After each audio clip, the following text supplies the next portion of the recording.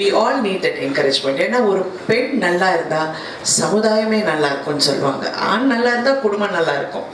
ஆனால் ஒரு பெண் ஜெயிச்சா சமுதாயமே நல்லா இருக்கும். சமுதாயம் ஒரு முன்னேறும். Because that's the way we spread our positivity, our energy and everything. இப்போ அவர் கூட அழகாக சொன்னார், கடன் ஆம்பளைங்களுக்கு கொடுக்காதீங்க, பெண்களுக்கு கொடுங்க. ரொம்ப நல்ல விஷயம் சார்.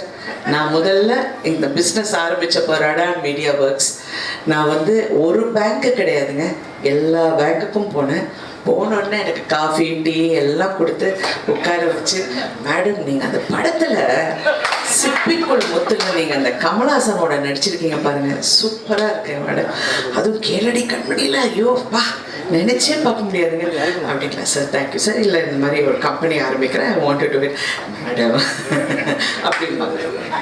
நீங்கள் நம்ப மாட்டீங்க, ஒரு பேங்க் என்ன சப்போர்ட் பண்ணல. கடைசியில் I had to go for private borrowing.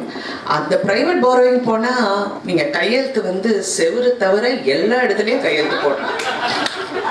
செவுத்தை தவிர எல்லா இடத்துலையும் ஈஸியாக கையெழுத்து போட்டு கொடுத்துட்டோன்னா ப்ரைவேட் பாரோயிங் கொடுத்துருவாங்க. அதையும் மீறி ஜெயிக்கணும்னா பெரிய விஷயம். But it is all a learning experience. நான் எதுவுமே ஐயோ இவ்வளோ கஷ்டப்பட்டோமே அதெல்லாம் நான் நினைக்கிறதே கிடையாது. It is an experience, it is my journey. அந்த ஜேர்னி என்ன என்ரிச் பண்ணியிருக்கு, I can always give that back to society. அது மறுபடியும் சொசைட்டிக்கு கொடுத்து நிறைய பெண்களுக்கு இல்லை உங்களால் முடியும், பரவாயில்ல, even if you face a hurdle, நீங்கள் எதுவாக இருந்தாலும் உங்களால் அதை தாண்டி வர முடியும். நான் எனக்கு எப்போ எந்த பிரச்சனை வந்தாலும் ஃபஸ்ட்டு நான் எல்லாரும் சொல்லுவாங்க நீங்கள் ரொம்ப ஸ்ட்ராங், அதெல்லாம் ஒன்றும் கிடையாது.